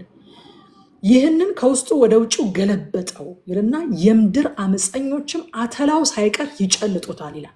የኃጢአታቸውን ኮንስኮንስ የበደላቸውን ዋጋ ይጠጡታል የምድር ኃጢአተኞች። የኃጢአት ደመወዝ ሞት ነው ስለሚል መጽሐፍ ቅዱስ ይሄ ጽዋ በውስጡ ምንድን የያዘው? ሞት ነው። እግዚአብሔር ነቅንቆት አገላብጦት አጠላውን ሳይቀር ያጠጣቸዋል ይላል። ምክንያቱም እግዚአብሔር የፍትህ አምላክ ነው። ኃጢአትን መቅጣት አለበት። ለሰው ሁሉ እንደ ስራው መክፈል አለበት። ይሄ ጽዋ በአዲስ ኪዳን ላይ በማቴዎስ ወንጌል ምዕራፍ 26 ቁጥር 29 ላይ እናገኘዋለን። ጥቂትም ወደፊት እልፍ ብሎ ይላል ጌታችን በፊቱ ወደቀና ሲጸልይ አባቴ ያለ ቢቻልስ ይቺ ጽዋ ከኔ ትለፍ። ይቺ ጽዋ እኮ ናት የተነቀነቀችው፣ ከውጭ ወደ ውስጥ የተገለበጠችው፣ የተቀመመ አረፋ የሚወጣው ሞት ያለበት ያ ጽዋ ኢየሱስ አየውና ሊቀበለው ያለውን ጽዋ አየውና ቢቻል ይቺ ጽዋ ከኔ ትለፍ፣ ነገር ግን አንተ እንደምትወድ አይሁን እንጂ እኔ እንደምወድ አይሁን፣ አንተ እንደምትወድ ይሁን እንጂ እኔ እንደምወድ አይሁን አለ። ካስታወሳችሁ ዮሐንስና ያዕቆብ በግራና በቀኝህ በነገሱ ጊዜ በግራና በቀኝህ እንዲሆኑልኝ ልጆቼ ብላ እናታቸው ጌታ ኢየሱስ ክርስቶስን ስትጠይቀው እኔ የምጠጣትን ጽዋ ልጠጡ ትችላላችሁ? እኔ የምጠመቀውን ጥምቀት ልትጠመቁ ትችላላችሁ ብሎ ጠይቋቸው ነበረ።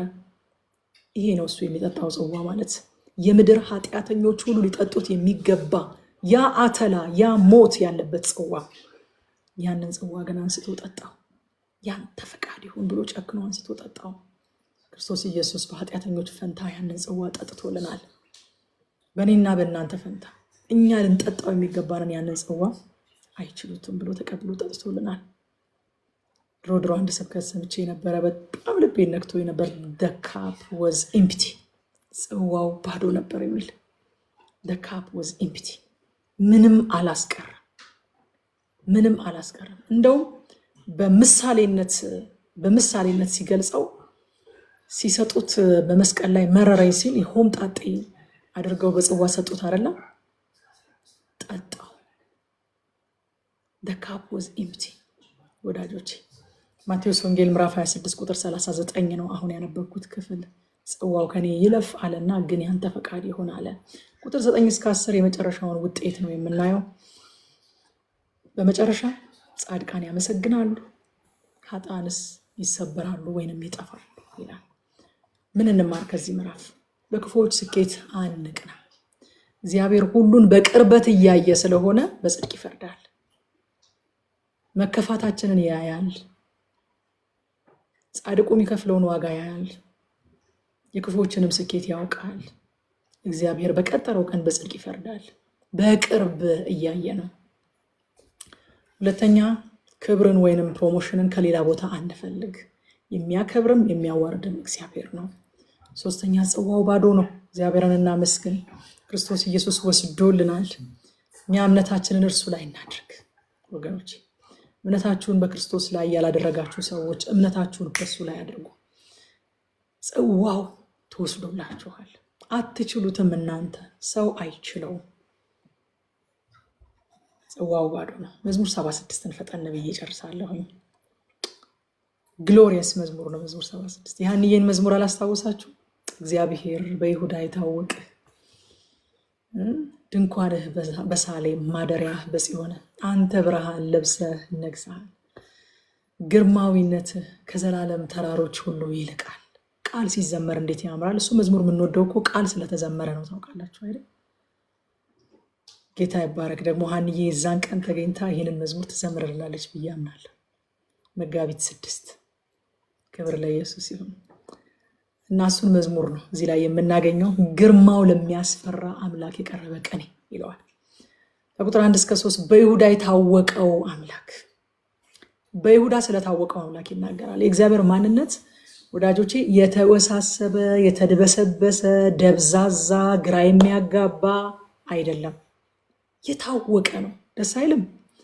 የታወቀ ነው። በቃ ራሱን ስለገለጠ እግዚአብሔር የታወቀ አምላክ ነው። ያልታወቀ አምላክ አይደለም የምናመልከው። አሉ አማልክቶቻቸውን የማያውቁትን አምላክ የሚያመልኩ አማልክቶቻቸው የማይጨበጡ ምን እንደሚወዱ ምን እንደሚጠሉ ማይታወቁ ማለት ነው። ግራ ግብት ያላቸዋል። እግዚአብሔር ግን እንደዛ አይደለም። የሚወደውንም የሚጠላውንም ያሳወቀ ባህሪው የተገለጠ ማንነቱን የገለጠ ራሱን የገለጠ እንደውም ሰልፍ ሪቪሊንግ ነው ይባላል። እግዚአብሔር ራሱን ባይገልጥ ማንም ሊያውቀው አልቻለ ነበረ። ግን ራሱን የገለጠ እግዚአብሔር በይሁዳ የታወቀ አሁን ደግሞ በእኔና በእናንተም ዘንድ የታወቀ በክርስቶስ ኢየሱስ ደግሞ በጣም የታወቀ ሃሌሉያ።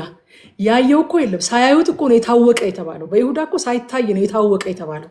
ስለ እግዚአብሔር ከሰሙት ነገር የተነሳ በቂ ነው። ስለ እግዚአብሔር አሁን ያለን ማስረጃ አምላካችንን እናውቀዋለን ብለን በድፍረት ለመናገር ይበቃናል አሉና እግዚአብሔር በይሁዳ የታወቀ አሉ። ያየው የለም አንድስ እንኳ በእቅፉ ያለ አንድ ልጁ ግን መጥቶ ለእኔና ለእናንተ ተረከው። መተረክ ማለት በንግግር አይደለም ያስረዳን፣ አሳየን። እንዴት እንደሚወድ አሳየን፣ እንዴት እንደሚራራ አሳየን፣ እንዴት እንደሚፈውስ አሳየን፣ ሆኖ አሳየን። የክብሩ ነጸብራቅ መጥቶ በመካከላችን ተመላለሰ፣ ገለጠው። ሃሌሉያ። የታወቀ አምላክ ነው የምናመልከው። መያዣ መጨበጫ የሌለው አይደለም። እኔ እንጃ ደስ ይለው ይሆን ይወድ ይሆን አይወድ ይሆን አይታወቅም ምናምን የሚባል አይደለም። እሱ ይሄ እንትን ነው፣ ምንድን ነው ስሙ? ቃልቻ ምናምን የሚባለው ነገር ነው። አይታወቅም። ዩ ኔቨር ኖ። ደስተኛ ሊሆን ይችላል ወይንም ደግሞ እንደው በድንገት ሊነሳበትና የሚያመልኩትን ሰዎች ሊጎዳቸው ይችላል። እግዚአብሔር በይሁዳ የታወቀ በእኔና በእናንተ ዘንድ ደግሞ በልጁ በክርስቶስ ኢየሱስ በጣም የታወቀ ፐርሰናሊ ለእያንዳንዳችን ከመንፈስ ቅዱስ የተነሳ ደግሞ በጣም የታወቀ የቅርብ የሆነ የታወቀ ነው። ሃሌሉያ ሃሌሉያ። ምን ያደርገኛል፣ ምን ይለኝ ይሆን፣ እንዴት ይሆን ብዬ ግራ አልጋባም። እግዚአብሔር በይሁዳ የታወቀ ሃሌሉያ የታወቀ የሚፈልገውን አስቀድሞ የተናገረ የማይከብርበትን የማይወደውን አስቀድሞ የተናገረ የታወቀ አምላክ ነው። አታውቁም እኮ በነገራችን ላይ የአሕዛብ አማልክት አይታወቁም። አንድ ጊዜ አንድ ምስክርነት አንብቤ ነግራችኋለሁኝ አይደለ? ምን አላት ሴትዮዋን የሆነ የምትፈልገውን ስለት ተሳለች እና ስለት ይሞላልኝ ብላ ስትሄድ አረንጓዴ ዶሮ አምጪ አላት። የክፋቱ ብዛት ማለት ነው።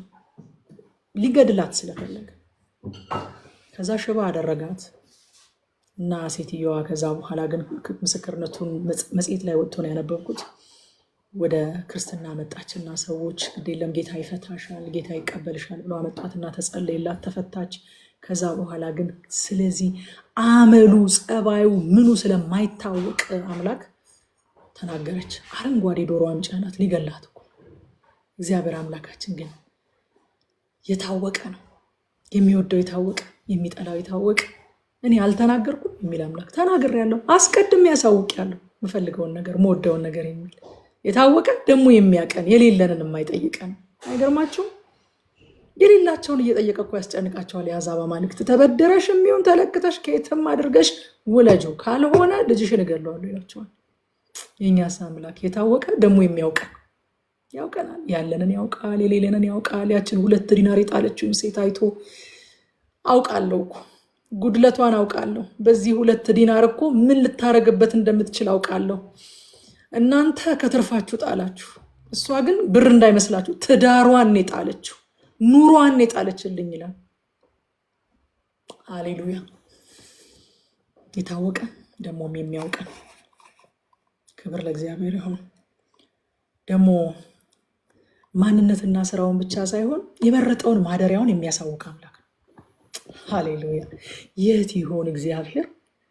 ወደ ታች ሊሄድ ወደ ላይ ሊሄድ ዳገት ልውጣ ቁልቁለት ልውረድ እንዳትሉ ማደሪያውን የመረጠውን እዚህ ነው ማድረው ነው ብሎ የሚያሳውቅ አምላክ ደስ አይላችሁ? የጽዮንን ተራራ መርጬዋለሁ ይላል። እዚህ አድራለሁኝ ይላል። ለእኔ ድንኳን ስሩልኝ፣ እዚህ ውስጥ ነው ማድረው ከዛሬ ጀምሮ ይላል። ከዛኛን ደግሞ መጣና ደግሞ ሐዋርያው ጳውሎስ በቆሮንቶስ መልእክቱ እንደነገረን ከመካከላቸው ውጡ፣ የተለያችሁ ሁኑ፣ እኔም አምላካችሁ እሆናለሁኝ፣ ወንዶችና ሴቶች ልጆች ትሆኑልኛላችሁ፣ በእናንተ ውስጥ አድራለሁኝ። ሃሌሉያ። ማደሪያውን የሚናገር ክብር ለሱ ይሁን። እንደው እዚህ ላይ ስናገር ባድር ደስ ይለኛል፣ ግን ጊዜው በጣም እየሄደ ነው። በእውነት በጣም እየገረመኝ ነበር ይህንን ማደሪያውን ሲናገር እግዚአብሔር። አንደኛ ነገር ምንም የሚያሰጋው ነገር ስለሌለ የሚያድርበትን ይናገራል እግዚአብሔር። አይገርማችሁም? አንዳንድ ባለስልጣናት፣ አንዳንድ ሰዎች በእርግጥ ያሉበት በእርግጥ ያደሩበት ቦታ እንዲታወቅ አይፈልጉም። ምክንያቱም ጠላት አድብቶ አደጋ ሊጥልባቸው ይችላል። ማደሪያውን ያሳውቃል። በመካከላቸው ነው ማድረው ይላል፣ በውስጣቸው ነው ማድረው ይላል። ሃሌሉያ ሃሌሉያ፣ ክብር ለኢየሱስ ይሁን። አያፍርብንም። ቲጂ ውስጥ አድራለሁ ሲል አያፍር፣ በእውነት አያፍርብኝም። ወይኗ ውስጥ አድራለሁ ሲል አያፍርባትም። በግልጽ ይናገራል። ከአንዳንድ ሰው ጋር እኮ ሻይ መጠጣታችሁን ራሱ መናገር ልታፍሩ ትችላላችሁ። አይ እኔ ውስጧ ነው ማድረው ብሎ ሲናገር እግዚአብሔር አያፍር፣ ማደሪያውን ያሳውቃል። ቁጥር 3 ላይ በዚያም ተወርዋሪውን ፍላጻ ጋሻንና ሰይፍን ጦርንም ሰበረ ሴላ ይላል አዲስ መደበኛ ትርጉም። እግዚአብሔር ደግሞ በማደሪያው ማደር ብቻ ሳይሆን ማደሪያውን ፕሮቴክት የሚያደርግ አምላክ ነው። ሃሌሉያ። እግዚአብሔር አድሮባችሁ ለጥቃት የተጋለጣችሁ እንደው የተገላለጣችሁ ብቸኞች አይደላችሁም። እግዚአብሔር አደረባችሁ ማለት እግዚአብሔር ማደሪያውን ፕሮቴክት ማድረግ ያውቅበታል። በዚያ ይላል ማደሪያውን መርጦ በዚያ በማደሪያው ተወርዋሪውን ፍላጻ ጋሻንና ሰይፍን ጦርንም ሰበረ ሴላ ይላል። ከዛ ሃሌሉያ፣ ፕሮቴክት ያደርጋል ማደሪያውን፣ ይጠብቃታል ማደሪያውን። ከቁጥር 4 እስከ 6 አንተ ብርሃን ተላብሰህ ደምቀሃል፣ ግርማዊነትህ ከዘላለም ተራሮች ይልቃል። አዲስ መደበኛ ትርጉም ነው የማነበው። ልበ ሙሉ የሆኑት ተዘርፈዋል፣ አንቀላፍተውም ተኝተዋል። ከጦረኞቹም መካከል እጁን ማንቀሳቀስ የቻለ የለም። የያዕቆብ አምላክ ሆይ ከተግሳጽህ የተነሳ ፈረስና ፈረሰኛው ጭልጥ ብለው ተኝተዋል ይላል። ይሄ የዘላለም ተራሮች የሚለው የኃያላን መንግስታት ምሳሌዎች ናቸው። ግርማዊነት በዓለም ላይ ካሉ ከኃያላን መንግስታት ሁሉ ይልቃል ማለት ነው። ከዘላለም ተራሮች ይልቃል ማለት ነው። አንቀላፍተዋል ማለት ደግሞ ሞተዋል ማለት ነው። መጽሐፍ ቅዱስ ቃል እንደምታውቁት እግዚአብሔር ነገስታትን ድል ለመንሳት ጥረት አያደርግም፣ ከተግሳጽህ የተነሳ ይላል። ሃሌሉያ። ተጉና ነገስታትን ነገሩ ገሰጸ፣ ባህርን አደረቀ ይላል መጽሐፍ ቅዱስ። እችን ጣቱን አሁን እግዚአብሔር ሰው ቢሆን ራሱን እንደ ሰው ስለሚገልጽ ነው እግዚአብሔር ደፍሬ እንደዚህ ያድርጉት። እችን ጣቱን ሳያንቀሳቅስ ባህርን ያደርቃል። ገሰጸ፣ ባህርን አደረቀ ይላል። ነገስታትን የዓለምን ኃያላን ነገስታት ድል ለመንሳት ኤፈርት አያደርግም እግዚአብሔር፣ ስትራግል አያደርግም እግዚአብሔር። ገሰጸ፣ ከተግሳጽህ የተነሳ ፈረስና ፈረሰኛው ጭልጥ ብለው ተኝተዋል ይላል። ከተግሳጹ የተነሳ ብቻ ይወድማሉ። አንደኛ ነገስት ምዕራፍ 19 ላይ ታስታውሳላችሁ። የእስራኤል ንጉስ የአሦራውያን ንጉስ በእስራኤል ህዝብና በአምላካቸው ላይ የተናገረውን የስድብን ቃል እናስታውሳለን አይደለ? አምላካችሁ ማን ነው? የማን አገር አምላክ ነው? ህዝቡን ከእጅ አድኖ የሚያውቀውና ነው አሁን ሕዝቅያስ የሚላችሁን ነገር አምናችሁ እግዚአብሔር ያድነናል ብላችሁ የተቀመጣችሁት። ስለዚህ አያድናችሁም እግዚአብሔር ብሎ ሲሳለቅባቸው እግዚአብሔር ያለምንም ጥረት ያለምንም ኤፈርት በአንድ ሌሊት ለትዕቢቱ መልስ ሰጥቶት አድሯል። ነገስት 19:35 እስከ 37 ድረስ እንደዚህ ይላል። በዚያችም ሌሊት የእግዚአብሔር መልአክ ወጣ። እግዚአብሔር አይንቀሳቀስም። ለዚህ የእግዚአብሔር መልአክ ወጣ፣ ከአሦራውያን ሰፈር 185,000 ገደለ። ማለዳም በተነሱ ጊዜ እነሆ ሁሉ በድኖች ነበሩ። የአሦርም ንጉስ ሰናክሬም ተነስቶ ሄደ፣ ተመልሶም በነነዌ ተቀመጠ። በአምላኩም በናሳራክ ቤት ሲሰግድ ልጆቹ አደራ ሜሌክና ሳራሳር በሰይፍ ገደሉት። ወደ አራራትም አገር ኮበለሉ። ልጁም አስራዶን በእርሱ ፈንታ ነገሰ ይላል። ንጉሱም ወታደሮቹም በአንድ ሌሊት ጠፉ። በእግዚአብሔር ላይ አፋቸውን ያላቀቁ። ኤፈርት ማድረግ አይጠበቅበትም። የእግዚአብሔር ኃይል ምን ያህል ነው ብላችሁ ብታስቡ አትደርሱበትም። ኢሜዥራብል ነው፣ የማይለካ ነው። ግን እንደው ዝም ብላችሁ ዝች አሁን የነበርኩት ክፍል ላይ የሚያስደንቅ ነገር አላያችሁም? አንድ መልአክ፣ እልፍ መልአክ እኮ ነው ያለው እግዚአብሔር። አንድ መልአክ 185,000 ሰዎችን በአንድ ሌሊት ገደለ። እግዚአብሔር ምን ይሆን? የእግዚአብሔር ኃይል ምንኛ ታላቅ ቢሆን ነው ወዳጆቼ። አንድ የእግዚአብሔር መልአክ ከእልፍ አእላፋት የእግዚአብሔር መላእክት መካከል አንዱ በአንድ ሌሊት 185,000 ሰዎችን ይገድላል። ይሄ ነው የኔ ጌታ፣ ይሄ ነው አምላኬ የምለው፣ ይሄ ነው ደግ ቸር ያልኩት እግዚአብሔር እኔ ወደድኩት ነው እኮ ማለት ያለብን። በቃ ከቁጥር 7 እስከ 9 ድረስ እግዚአብሔር በፍርዱ የተፈራ ነው ይለዋል። በፍርዱ የሚፈራው ግን ፍርዱ ሊዛባ ይችላል ብለን ሳይሆን ፍትሃዊ ስለሆነ ከአክብሮት የወጣ ፍርሃት ነው። እሱ በጽድቅ ነው የሚፈርደው ተብሎ የተፈራ አምላክ ነው እግዚአብሔር። ቁጥር 9 ላይ አምላክ ሆይ ይህም የሆነው አንተ የምድር ጎስቋሎችን ለማዳን ለፍርድ በተነሳህ ጊዜ ነው ሴላ ይላል አዲስ መደበኛ ተርጉም። የእግዚአብሔር ፍርድ አያችሁ ዓላማ አለው። እግዚአብሔር በበደለኛው ላይ፣ በኃጢአተኛው ላይ፣ በክፉዎች ላይ የሚፈርደው ጨካኝና ክፉ ስለሆነ ሳይሆን ፍትህን ለጭቁኖች ለማስፈን ነው። ቅድስናው ፍትህን ይጠይቀዋል። ጻድቅ ፈራጅነቱ ፍትህን ይጠይቀዋል። ጭቁኖች ደግሞ ፍትህን ይጠይቁታል።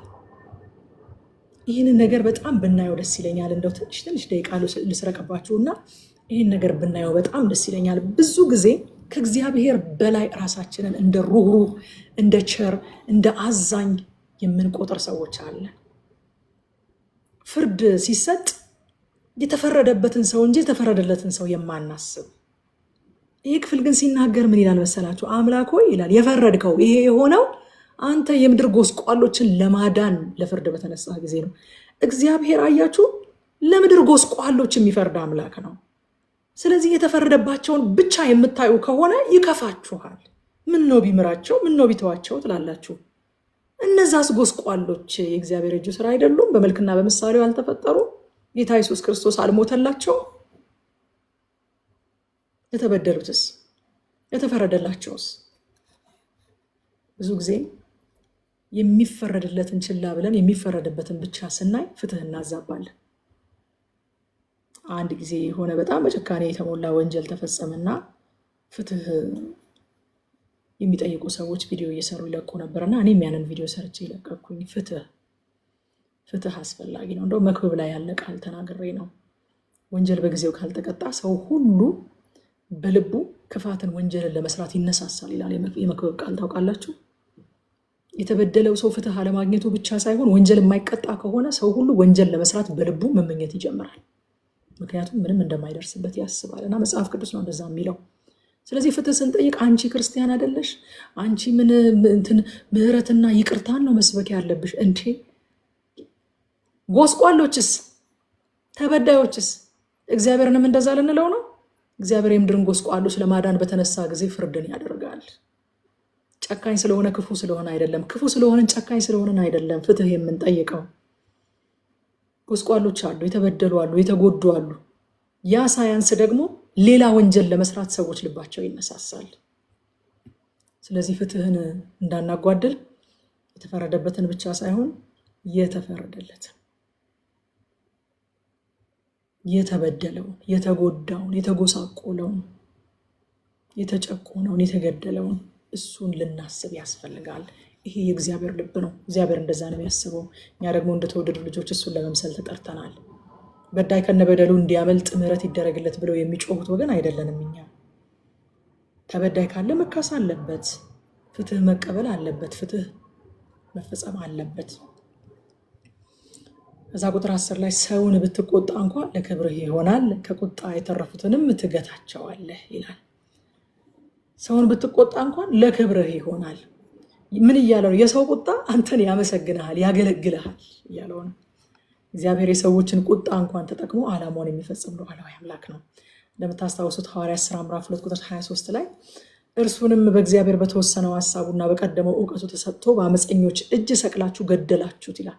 መዝሙር 2ን ስናጠና ካስታወሳችሁ ደግሞ አሕዛብ ተቆጡ ይላል። ተቆጡ፣ ተማከሩ፣ ኑ ማሰሪያቸውን እንበጥስ አሉ፣ በመሲሁ ላይ ተነጋገሩ ይላል። አያችሁ፣ የሰውን ቁጣ ግን እግዚአብሔር ዓላማውን ሲፈጽምበት አያችሁ። እነዚህ ሰዎች ተቆጡና በአመፀኞች እጅ አሳልፈው ሰጥተው ኢየሱስ ክርስቶስን አስገደሉት። እግዚአብሔር ግን ሉዓላዊ ስለሆነ ያንን ቁጣቸውን ተጠቅሞ ዓላማውን ፈጸመ። ይሄ ክፍል ያንን ያስተምረናል። እዛ ከቁጥር 11 እስከ 23 እግዚአብሔርን አክብሩት፣ አመስግኑት የሚል ጥሪ ያቀርባል። ስለዚህ ክቡርና ሉዓላዊ አምላክ ይነገርና ልንሰጠው የሚገባው ምላሽ አምልኮ ብቻ ነው ይለናል። አምልኮ ብቻ ነው። በዙሪያው ያላችሁ ይላል። ከዛ በጣም የሚገርመኝ በዙሪያው ያላችሁ ለሱ ቅርብ የሆናችሁ ምስጋናና አምልኮ ይጠበቅባችኋል ይላል። ለእግዚአብሔር ቅርብ የሆናችሁ አብልጦ ከእናንተ ይጠበቃል ምስጋና። ስለዚህ ከዚህ ምዕራፍ ምን እንማር? አንደኛ እግዚአብሔር ራሱን የሚገልጥ ማደሪያውን የሚመርጥ ደግሞ የመረጠውን ማደሪያውን ፕሮቴክት የሚያደርግ አምላክ ነው። ይሄንን እንወቅ። ስለ እግዚአብሔር ልናውቀው የሚያስፈልገን ነገር ሁሉ ተገልጧል። በነገራችን ላይ የማያስፈልገን ሳይሆን ልናውቀው የሚያስፈልገን ነገር ሁሉ የተገለጠ ነው። ለዛ ነው ሚስጥሩ ለአምላካችን የተገለጠው ለኛ ለባሪያዎቹ ነው የሚለው መጽሐፍ ቅዱስ። ሁለተኛ አምላካችን እኩያ ወይንም ተፎካካሪ የሆነ ጠላት የለውም። በተግሳጹ ብቻ ባህርን የሚያደርቅ አምላክ ነው። ከአማልክት እንዳንዱ አይደለም። ከጠላት ጋር በኃይል ተፎካካሪ ወይንም ትከሻ ለትከሻ የሚለካካ አይደለም። ሶስተኛ የሚፈረድባቸው ብቻ ሳይሆን የሚፈረድላቸውን እናስብ፣ ፍትህን እንዳናዛባ። አራተኛ ክፋትና ቁጣ እግዚአብሔርን አያስቆመውም፣ ይልቁንም ዓላማውን ለመፈጸም ያገለግለዋል። ሰዎች ሲቆጡ ማናቸውም ሰዎች ሊሆኑ ይችላሉ። በስልጣን ወንበር ላይ ያሉ ቢሆኑ፣ ባለጠጎች ቢሆኑ፣ ኃያላን ቢሆኑ፣ አገልጋዮች ቢሆኑ፣ እናንተ መንገዳችሁን ከእግዚአብሔር ጋር አስመራችሁ ስትሄዱ ሰዎች ቢቆጡ ወዳጆቼ እግዚአብሔርን አያስቆሙትም፣ ይልቁንም ቁጣቸውን ተጠቅሞ ዓላማውን ይፈጽማል። እንደውም ቁጣቸው ሰርቭ ያደርገዋል የእሱን ዓላማ ለመፈጸም በህይወታችሁ። ጌታ ስሙ ይባረክ። ጨርሻለሁ።